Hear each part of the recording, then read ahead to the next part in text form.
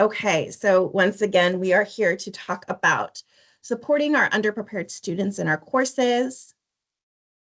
I, again, am Lindsay Vreeland. My pronouns are she, her, and I'm an inclusive teaching coordinator here at NIU.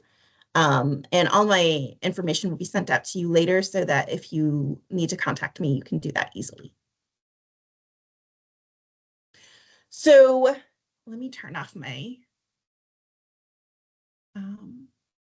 camera so we can focus on the PowerPoint. So today we're going to be talking about strategies that we can use to assess students' knowledge so we can see where we maybe need to give them a little bit of extra help, provide extra resources, think about strategies for tutoring or for one-on-one support. We're going to talk about methods for providing equitable assessments, materials, and opportunities for our underprepared students so they can still be successful. We're going to talk about practical techniques to enhance their overall learning. And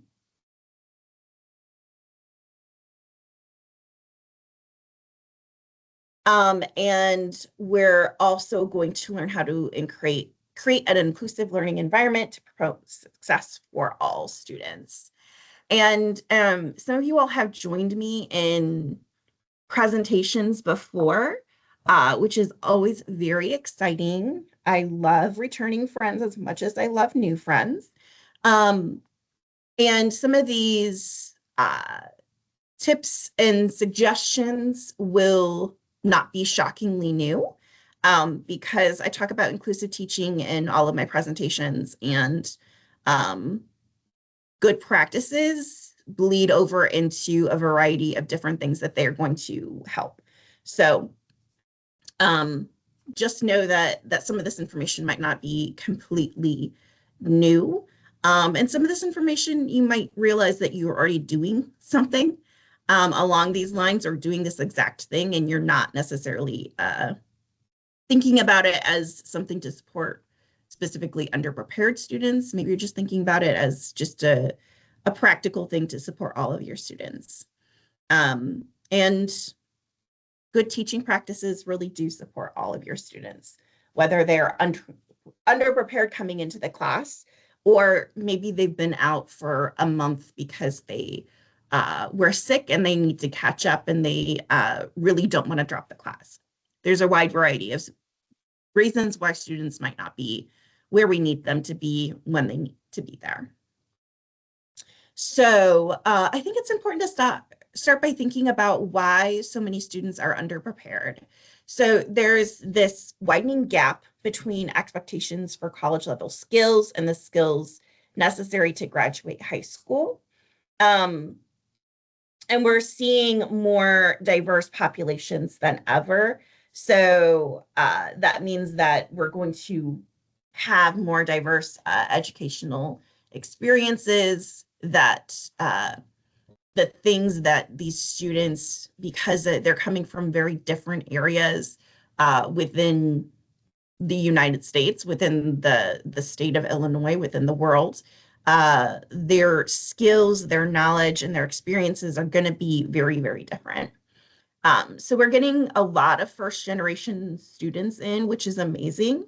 I'm also a first generation college student, which is very exciting and like such a great opportunity, but it's also really overwhelming and hard to navigate some of these college systems. We're getting more low income students. We're getting in more English language learners from different spaces within the world that, especially through online classes, people have access to our classrooms in ways they never had before, which is really exciting. But sometimes that means rethinking what we're doing and why we're doing it. We're having more neurodiverse students in the classroom that are not masking.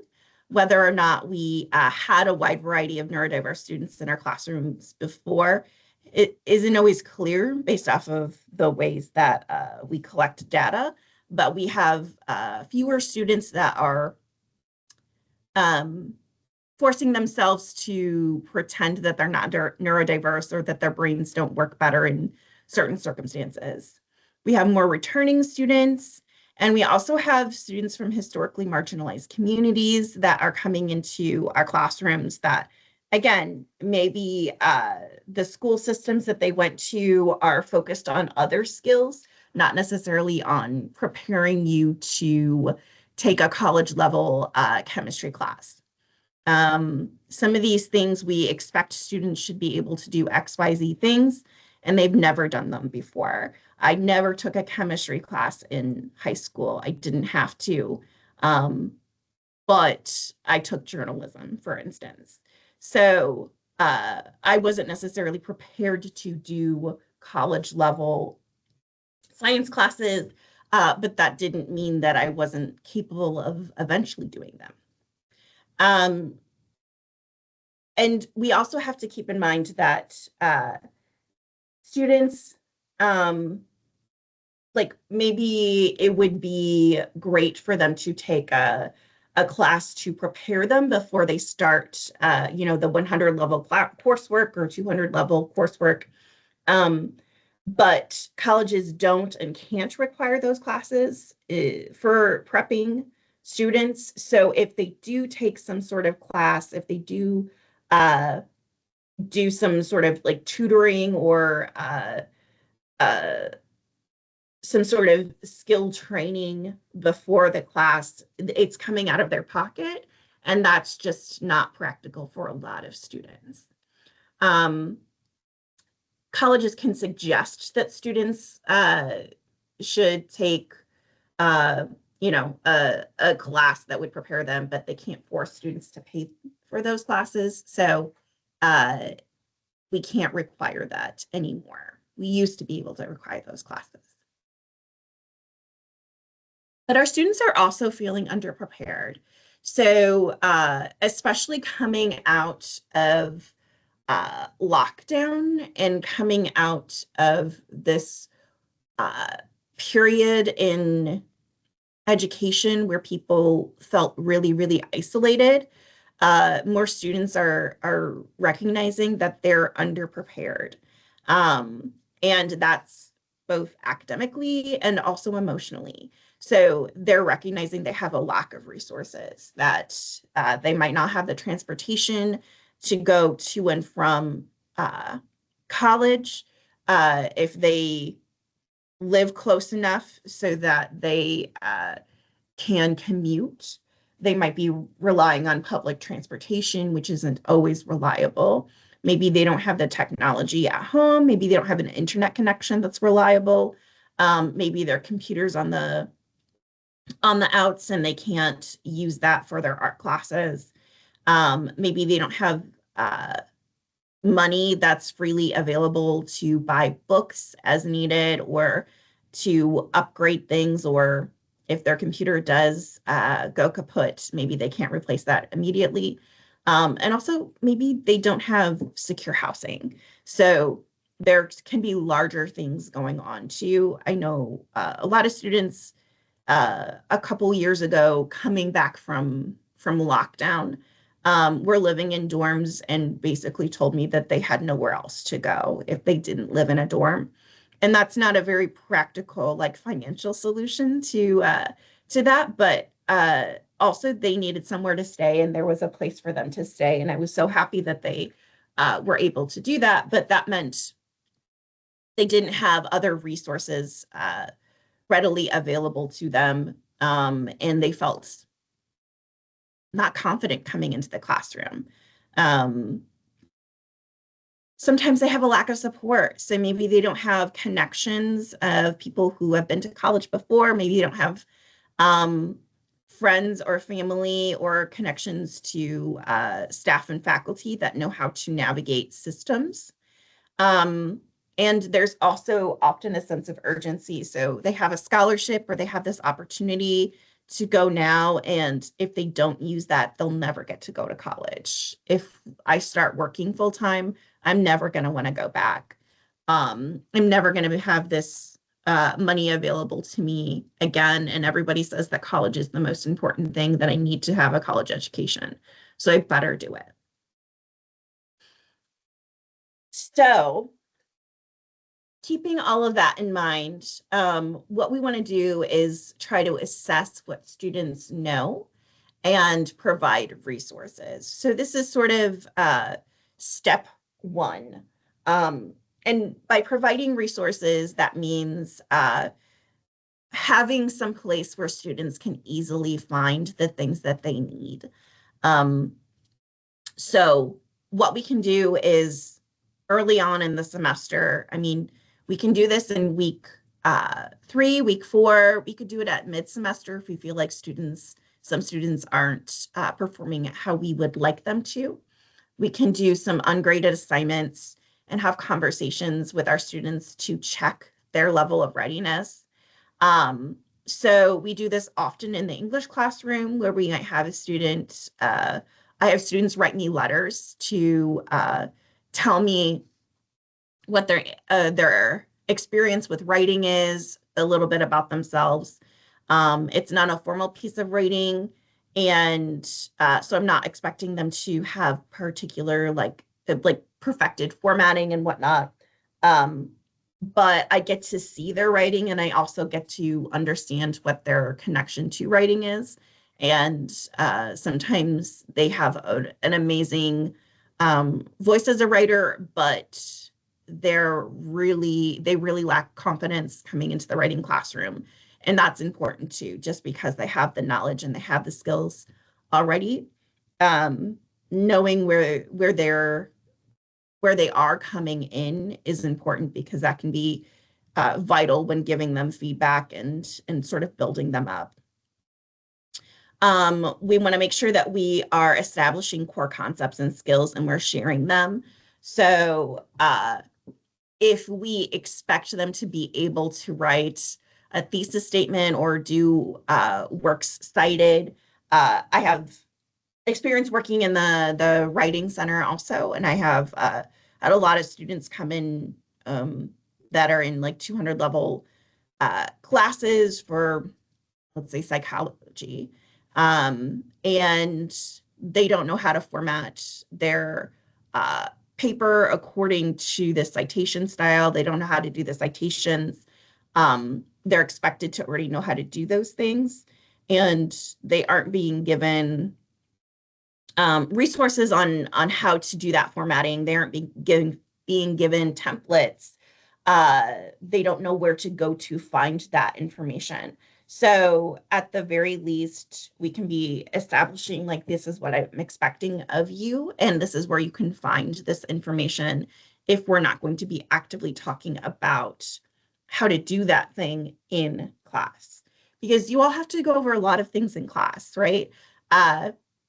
You can't spend necessarily 55 minutes just talking about formatting if you're not in a writing classroom.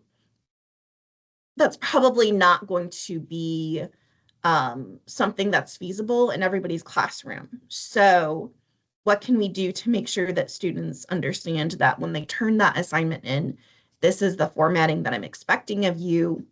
And also, here's these templates to help you plug your paper in, so that that formatting is already done for you. This is where you can find information on how to do the citations. This is where you can go to get help with the citations, the physical space that you can get tutoring and assistance. And this, you can get feedback from me on this, etc. We also want to make sure that we're fostering technology literacy. So especially for those of us that teach incoming students, whether they're first-year students or in like the BA program, or if we have, or at the undergraduate level, I should say, or if we have graduate students that are incoming, make sure we're spending time and going through Blackboard. Making sure that they can get into Blackboard. If we're expecting them to use particular technology like their Adobe accounts, make sure they can get into those. If they can't get into them, help them email IT, help them send out emails to the correct people, forward those, have them email you and forward that for them so that we can make sure that they get the technology and everything up running that they need to. And keep a resource library. If there are particular things that you want to make sure that they have an understanding of going into your class, a basic understanding of World War I is necessary for our class on World War II. Great. So what are some great resources that cover World War I that students can go through on their own time? Are there some videos? Are there some websites that you recommend? Maybe there's a podcast. Maybe PBS did a limited series on it. So give a variety of options too. Some students will love to watch a limited series, and others want to just skim an article or watch a 5-minute video. Keep a resource library that students can skim through on their own, organize it according to what topic it is or what skill set you're looking at, and they will be able to then look through that stuff on their own and help themselves in a lot of ways. We want to make sure that we're also building confidence. And I mean, ideally, we're probably all trying to do this. So we want to make sure that we're reinforcing growth mindsets, right? So giving students opportunities to work on specific skills before you're getting them graded or giving them grades for it, or giving them options to revise and resubmit after you give feedback on something. Giving students options to redo something, revise, resubmit, giving them extensions, all of that is extra work for you all. So I don't say that stuff lightly. I know that sometimes it's hard to keep track of all of that stuff. It's hard to grade something multiple times. There are ways to encourage students to rework something and write maybe like a short reflection or even highlight all the changes. That might make it a little bit easier for you to go back and regrade something if you have a really detailed if you have really detailed notes on what you graded and why you graded it before. But that also means that you need to give them particular feedback that is going to be useful. It's not just filling out a rubric and putting a number next to a skill. It's giving them an explanation about what they could do to do it better. It's reinforcing that they're doing specific things really well too. We want to make sure that feedback is clear and specific on how they can improve. I love that you used such a variety of resources for this. For your next assignment, it would be great to see that you use more resources that are from journals or academic books. Here's where you can find that information in the future. You can also use Google Scholar. So give them examples of where they can find things, how they can find things, and specific things about what they can do better. And again, acknowledge things that they've done really well. I can see that you spent a lot of time reworking this paragraph from the last time we talked about it. It has a very clear purpose now. Build them up and make sure that they understand that they are doing good work and they're doing hard work. Even if a student is able to turn in 3 pages the last minute, they're able to get it out on, in the document and turn something in, and it's not their best work. Just because it took them 3 hours instead of the 3 weeks that you gave them doesn't mean it's not hard work. Doesn't mean that they don't deserve some praise for it. And also leave room for mistakes, and explain that mistakes are essential in learning. I think that we expect so much of students, and we sometimes will mark every little thing down that's wrong and deduct points, or create an opportunity to give feedback that is possibly negative based off of that.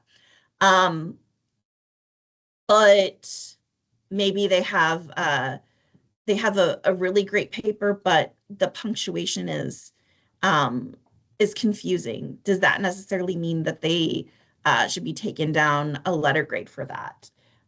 We want to think about how we're establishing our rubrics, how we're establishing our expectations. And again, if students are allowed to make mistakes, if they're allowed to change things and you're not shaming them for making mistakes, you're acknowledging that that's like a very human thing. Um, it's going to improve students' morale in your classrooms, and it's also going to improve their relationship with the feedback and the grades that you are giving them and make you more approachable if they do have questions, if they are concerned about something, if they need more help. Um, they're more empowered to come and talk to you. They feel more comfortable doing that. Make sure that you're giving them opportunities for individualized attention. Some of us teach really large classes and we can't meet one-on-one with all of our students. But maybe you can do some office hours or some group conferences where you're focusing on particular skills. So today during my office hours, we're gonna work on how do we study for an exam? And I'm gonna give you individualized, like feedback on that. I'm gonna show you how to use the study guide more effectively, go more in depth than what I did it today in class. I've noticed a variety of you have problems searching for things in academic journals. During my office hours today, I'm going to take you through step by step what that looks like. And then if there's individualized attention that you realize a lot of students need feedback or need help with a particular thing, you can also create a video then and upload it for a variety of students to be able to access that information in case they can't attend office hours or don't have a lot of time outside of their schoolwork and their personal life and all the responsibilities that they have as human beings. We want to make sure that we're allowing for flexibility and adaptability to students' needs and life circumstances. Excuse me, sometimes students get sick, sometimes they have deaths in the family, sometimes they're caretakers and they have a lot of responsibilities. Sometimes they have to go into work or they're going to lose their job. So we need to make sure that we are recognizing that they are humans outside of the classroom and they have things that are important to them too. And we also want to make sure that we're sharing examples of work for our class or what study materials and testing might look like. You don't have to share something that's on a particular topic that your students are working on so that they're not like influenced to copy that paper on World War II, but maybe you're showing them examples of what a study guide that they create on their own might look like for an exam. Maybe you're giving them an example of an exam that's on a completely different topic so that once they go to take your exam, they're not surprised by the formatting. They're not surprised by what the questions look like or how the information from the study guide relates to that exam. I see Catherine wrote in the chat, creating a rubric can help limit how many points are taken away from things like grammar. Yes, and brings the focus back to the main goal of the assignment. Grammar can trigger me when grading. Rubrics keep me focused on what well. I love that. I totally agree. I think that sometimes we can hyper focus on something that is off over and over. And not be able to zoom out, especially if we've been going over, this is the 30th paper that I've read and they made this mistake and is so consistent of a mistake and it's everywhere. Rubrics help us zoom out and really think about like what's important to the assignment that we are trying to evaluate. Especially if we create categories within our rubric to focus on like content or formatting, what are the mechanics look like, if it's important to make sure that students are using resources and giving credit where it's due, maybe that's a section. But if grammar is worth 50% of the assignment, I would question what the assignment's purpose is. And if your class is not focused on, if grammar is not like one of the ultimate goals of your class, then that's probably a skewed rubric. And we need to go back and sort of evaluate that. But it takes time to develop rubrics and rework them over time too. So that's your version of homework. We want to make sure that we're sharing and using learning techniques. So things like Pomodoros, where we, in class, you can do this, or you can, talk to students about it for studying on their own outside of the classroom. You can even do office hours that are Pomodoros in addition to traditional office hours. So you schedule work and breaks, and those are timed to encourage productivity and time away from what you're focusing on. So I know some writing classrooms have a Pomodoro, like they might do 2 Pomodoros in the class hour where students are quietly working on their own writing. Maybe it's brainstorming, maybe it's revising something based off of peer feedback, but they get 20 minutes to focus on this thing. They get a 5-minute break, and then we go back and we do 20 more minutes, so that we know that we're going to accomplish a specific thing. And then if we need help, we're actively working on something, so we can ask for help and receive that in real time. Sharing and using retrieval practices in class. So recalling information via quizzing or brain dumps or even reflections can enhance learning. So maybe we have a low stakes quiz at the top of the next class about what we talked about last class. Maybe there's a low stakes quiz at the end of class to really solidify what we've been talking about. I love brain dumps, especially if you're approaching a new topic. Let's do World War II because that's apparently on my brain. So you might come into class, you're going to be talking about a specific thing, and you say, okay, take 5 minutes and write down everything that you know about this particular space or this particular event. And then at the end of having class and learning more, you ask them to brain dump again. So tell me what you learned. What do you understand now? What connections have you made? In the writing classroom, we often have students write reflections. So after writing a new type of assignment or practicing different skills, we'll ask them to write a reflection on what the process was like. What did they learn? What did they have challenges with? We can do the same thing with having students who are taking exams too. They can write reflections and think about their studying practices, think about the topics that they were supposed to learn about and whether or not they feel like they understand things. And it gives us some sort of understanding too about maybe what we need to go back and reflect on a little bit. Maybe we need to help them with their studying methods a little bit more. This opens up the door for us to understand what's going on with our students. And giving them concrete examples. So relating the things that we're talking about, which sometimes can feel abstract, making sure that we are relating them to relevant real life examples, making those connections to things that they already know or they're already thought about or that are particular to their lives can be really, really important.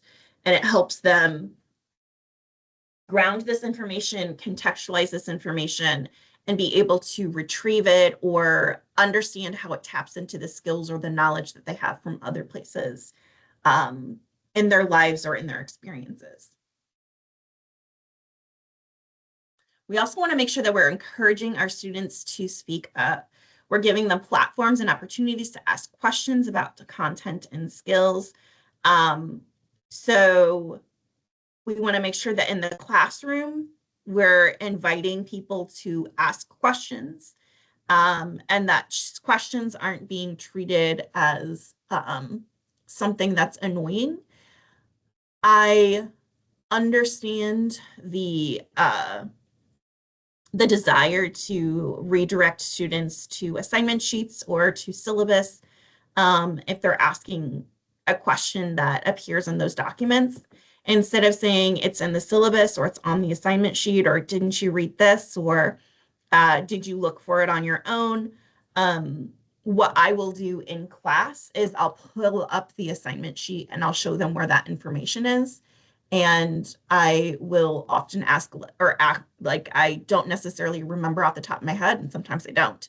But we'll go through where to find that information together because some students just don't know how to use a syllabus.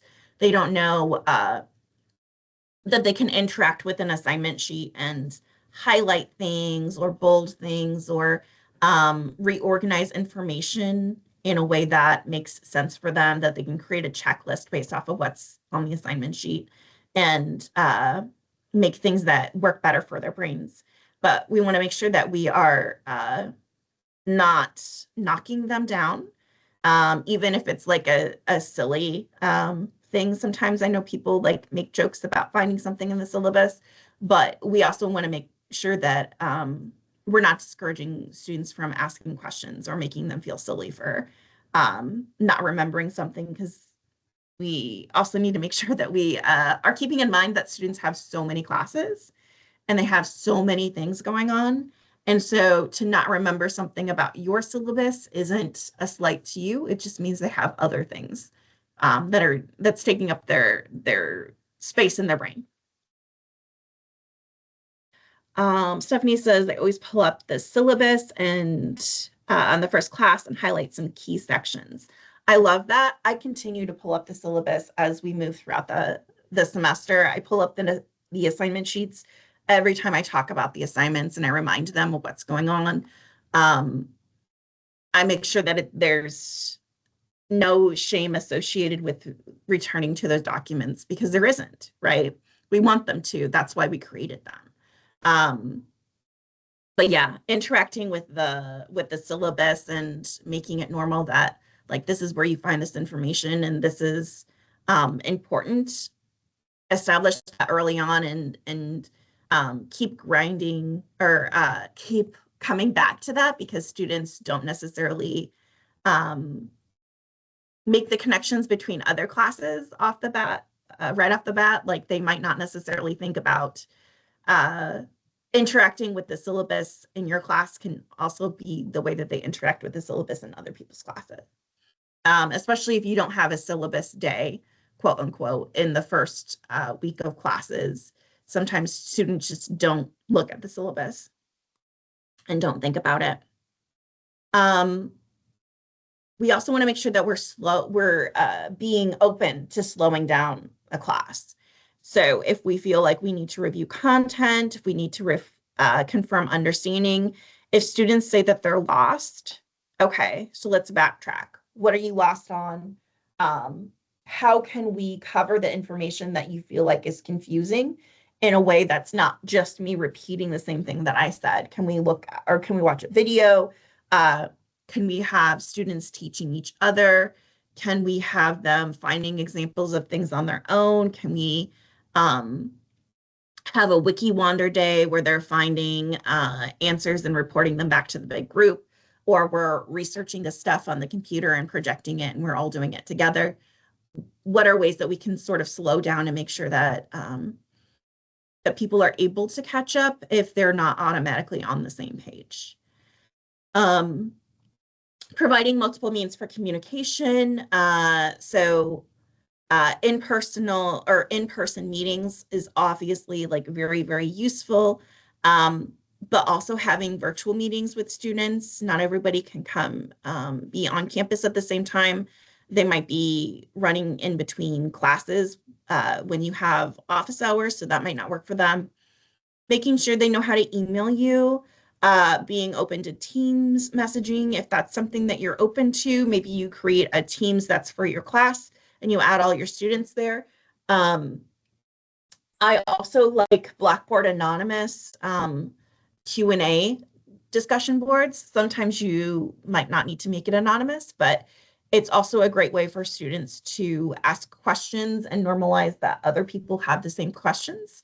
Um, and you can provide resources in there. You can interact with them. And it can be like a very low stakes and approachable thing to ask questions depending on like what the feeling in the class is. Maybe that doesn't need to be an anonymous space, but um having a place for questions on Blackboard is very helpful, um and I highly recommend it. Or again, maybe there's a Teams associated with your class that can have those questions happening too.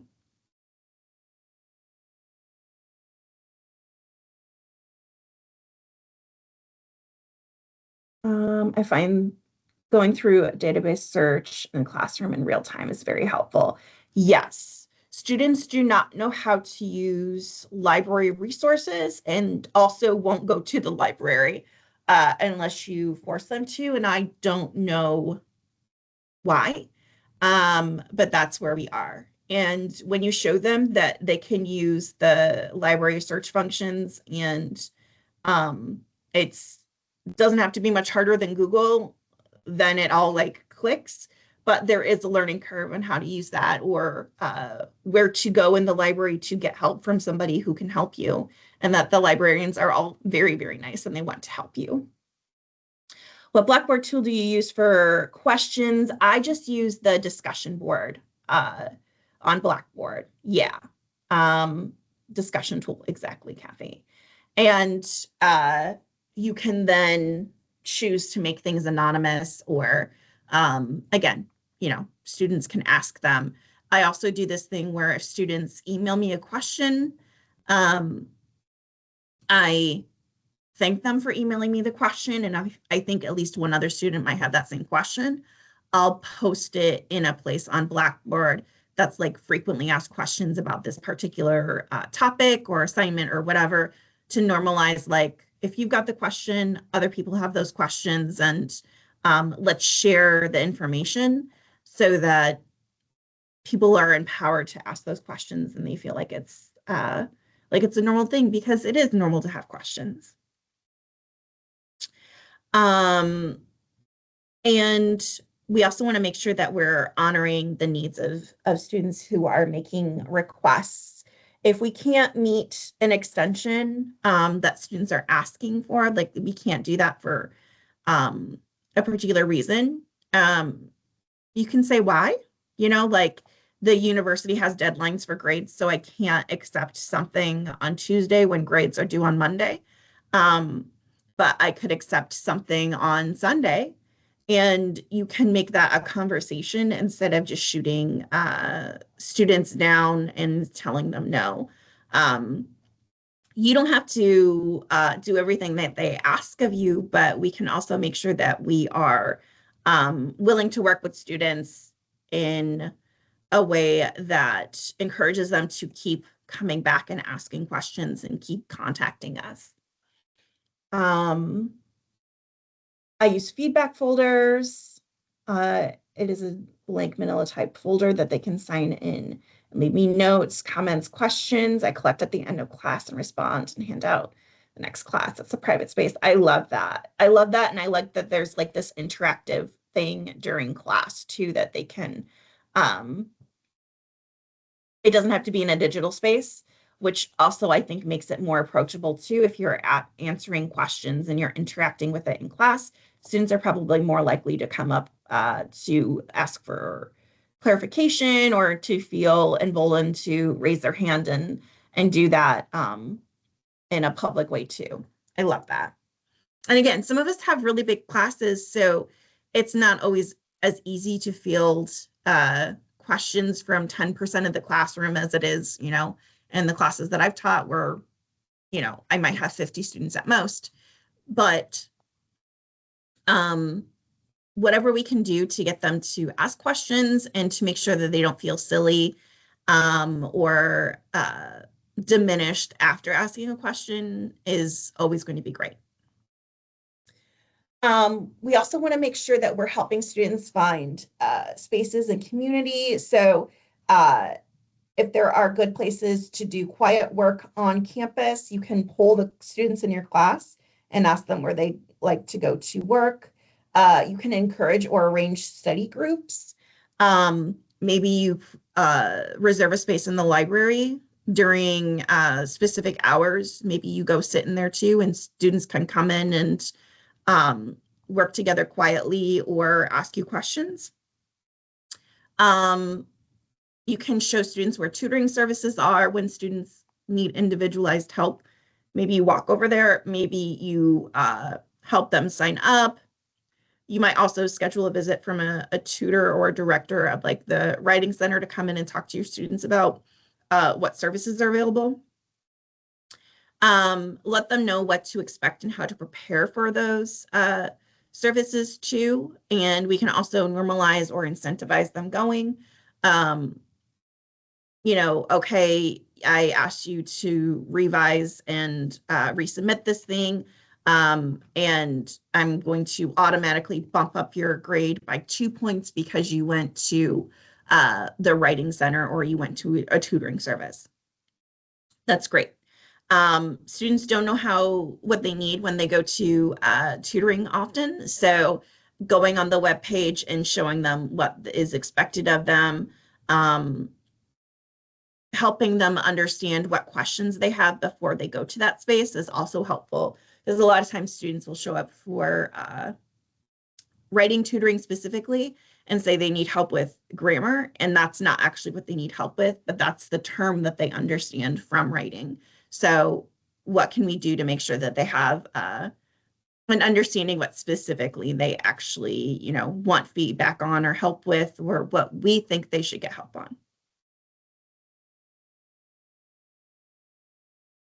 Okay, so we are in our last 5 minutes. I want to give you all a chance to share a little bit. I've got some questions and suggestions already that happened in the chat, and I love that. But if there are any sort of specific questions that we have that I can help answer, or that you want to throw out to the whole group and see if people have insight on, I would love to hear them. Or things that you do and that go over well, I would love to hear that too. And you're welcome to put it in the chat or to say it out loud. Either one is totally fine. I'll hop in there, Lindsay.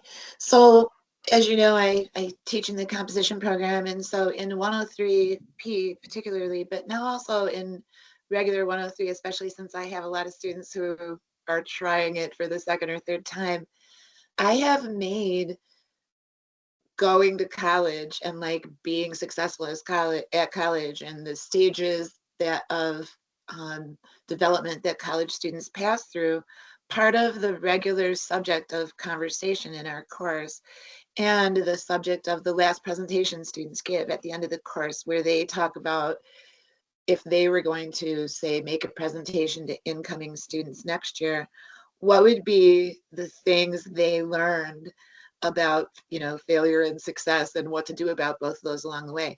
One of the things I want to do, and I think it has been successful, is to normalize struggle. So often students think if they struggle that they're doing something wrong. And, I'm sort of here to say, no, yes, struggle is supposed to be part of what's happening in college. It's part of how you grow, but it's figuring out how to respond to the struggle that's important. So it's been great. It's like part of our background topic all the time. That's great. And again, maybe not every student needs to hear all of that, but like normalizing that it's that college can be hard. And the giving advice to future students and sort of reflecting on what they've learned and what they wish they would have known is just a great practice.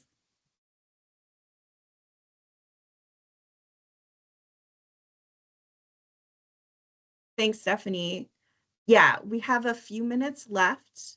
As questions develop, if you have questions, if you have things that you want to share with me after I stop the recording, I am so happy to continue to listen to you all and answer things. But I do want to be mindful of your time. So I just want to say thanks to everybody for joining me this morning. I so appreciate you all showing up. I'll send you out information, resources, everything in a few hours with the recording from today. But thanks for caring about your students, and thanks for being here, everybody. I hope you have a wonderful rest of your day and a wonderful weekend. Bye, everyone.